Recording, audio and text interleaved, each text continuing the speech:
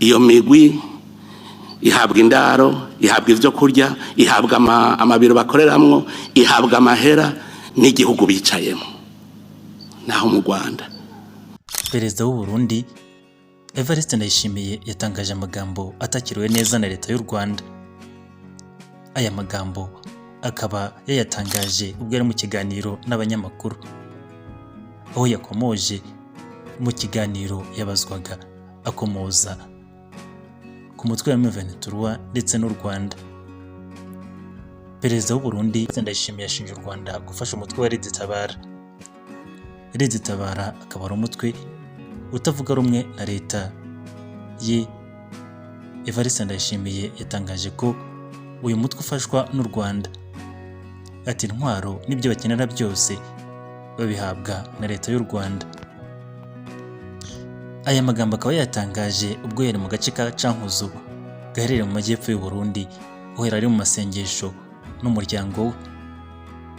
Evariste Ndayishimiye kandi yemeye ko hari ingabo z'u Burundi zirimo gufasha Kongo na umwanzi ari we M23. Bamubajije ku kibazo cy'abasirikare b'u Burundi bafashwe na M23, avuga ko atari byo. Ati abo nabo mu mutwe wa Red Tabara bafasha M23 ubwayo. Ati rero bariyo barwana natwe, barwana na Kongo.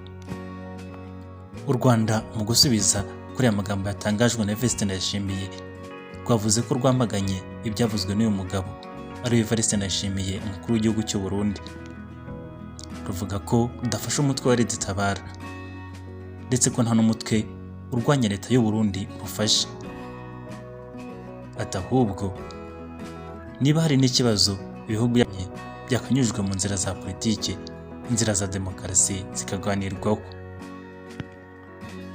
Leta y'u Burundi yagiye ishinjwa gufasha igihugu cya Kongo kwivuna umwanzi ari we M23, ndetse hari n'abasirikare b'u Burundi bagiye bafatirwa muri iyi mirwano, abandi bikagaragara ko bishwe bari mu ntambara.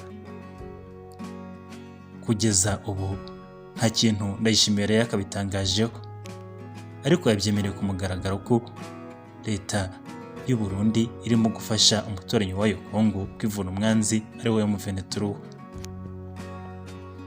Anakomoza ku mubano n'u Rwanda, avuga ko ibyo wari kuwusengera ndetse ko biragije Uwiteka.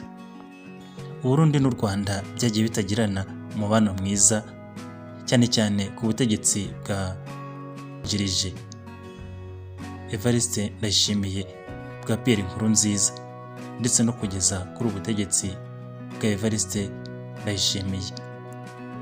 Ariko umubano wari urimo agatotsi, bwabaye nk'aho bawuganiyeho biza kugaruka mu murongo. Evariste Ndayishimiye akimara gutangaza ibyo byose, n'umutwe wa Red Tabara wahise unyomoza ibyo yari yavuze, ndetse uvuga ko nta nkunga na mba uharwa n'u Rwanda, ndetse ko u Rwanda nta n'imibanire ndetse n'imikoranire bafitanye.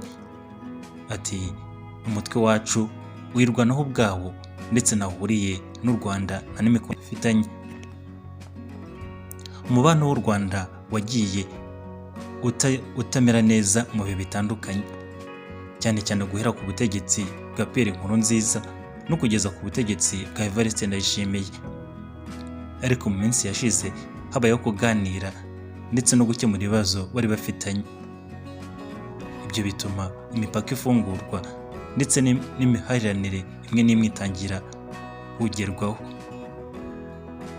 Ariko agatotsi k'umubano w'u Rwanda n'u Burundi ntavuga ko ushize, ndetse haracyarimo ibibazo.